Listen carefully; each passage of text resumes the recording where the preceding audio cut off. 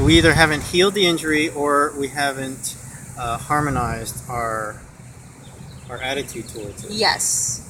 And what I'm experiencing too with it's funny you're talking about PTSD because I never really linked the two either, where if someone slams a door or if someone slams a cabinet or something, I jump and I freak out and I'm like, I wonder why I do that. And I just move on from it and I just don't give it a second thought. But I'm sure that is something undealt with, and that's something that needs to be really looked. I mean, we were also talking about how to look at things and not to go looking for dead bodies, right? Yeah. Not to go digging up dead corpses, because all you will find is stench. Is the stench, right? That's a great lesson. But if it comes up, it's like, okay, it's coming up. It's showing itself. It's presenting itself for you to look.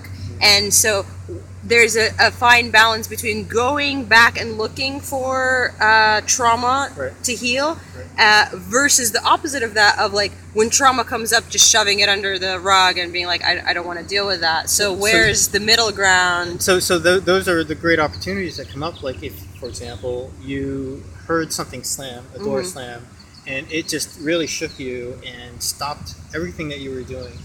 And clearly there was something that was unresolved, and that then is an opportunity for you to look and see, well, where did that come from, and how can I sit with it or process it or what have you, as opposed to, like you're saying, being in a healthy, happy state of being, and then deliberately going back into your past and saying, well, was there crap here, or did this person do that to me? Or? Yeah, it's like going to your therapist and your day is happy and lovely and everything is fine, and then you go to what do they call it, like psychoanalysis, and you go delving deep into the realm of the unknown, and you come out of there feeling like hell, and your life is shook for about a week after that. Yeah. Versus if it comes up, having the proper tools to just be like, okay, here you are.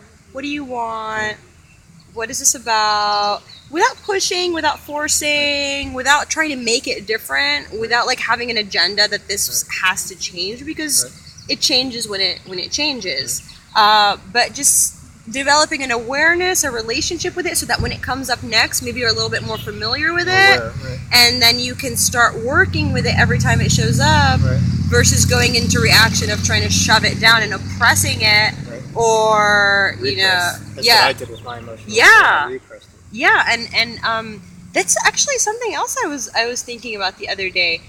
When I get triggered by external stimulus, like other people's behaviors, for example, like let's say someone is being rude, or someone is gossiping or whatnot, and in my mind, I want to be the person who is like, oh, for them, they apparently feel the need to do this because of something inside them, and just accept them even though they're gossiping, or even though they're exhibiting the behavior that I, in my mind, have judgment about, that is rude or is, incongruent with how society should act or whatnot.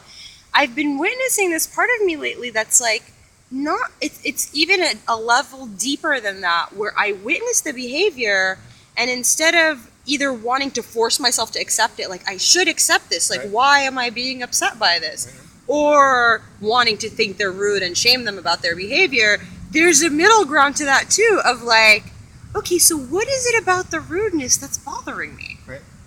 And then I will find like stories and associations from like my entire life about like what this behavior means to me. My mother at this age said this person was rude, like, and just not even giving it a label, just witnessing the connections. It's almost like, when you brainstorm and you make these little clutter, it's like this word, gossip has this little like brainstorm clutter around it with like little pictures and associations and whatever. And it's just like, to look in that box, be like, oh, okay, gossip, what does that look like? Okay, I have rude, I have a picture of a lady when I was young doing this, and this is like, oh, this is interesting. This is an interesting folder in my mind, and here it is. Instead of just going to the reaction and not knowing where the reaction's coming from, like there's a box, there's a space for it, and I've just been treating all these little triggers outside me as an opportunity to be like, well, why does this trigger me?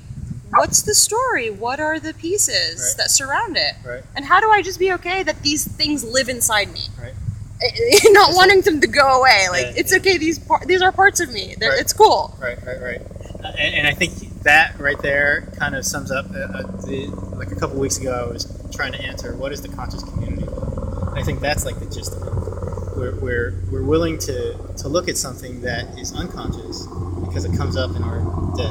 Yes. And become conscious of it. Yes. And raise our awareness of what it is. Yes. So that we're not living in this reactionary, automatic pilot type of thing. Yes. And yeah, I love that about. I do love that about community. Oh, thank you. I love that about you too.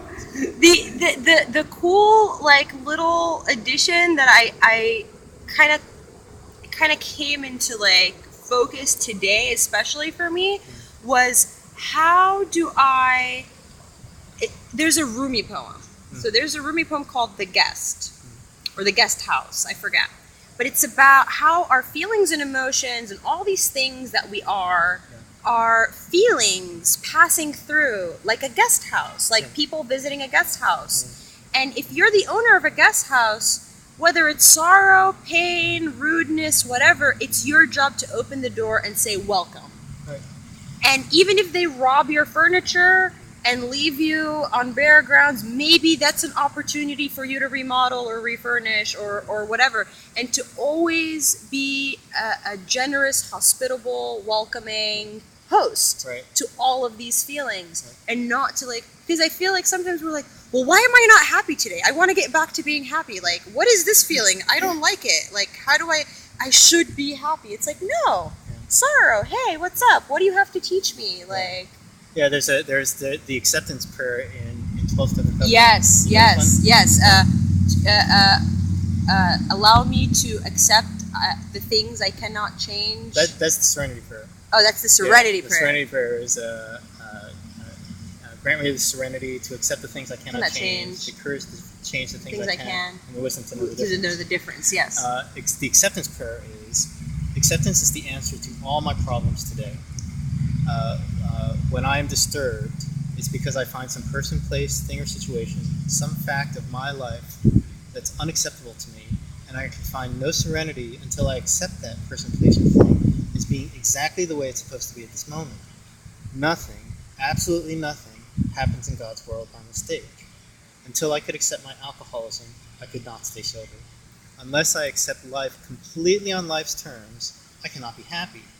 I need to concentrate not so much on what needs to be changed in the world as to what needs to be changed in me and my attitudes. And so your poem by Rumi is like all about acceptance. It is.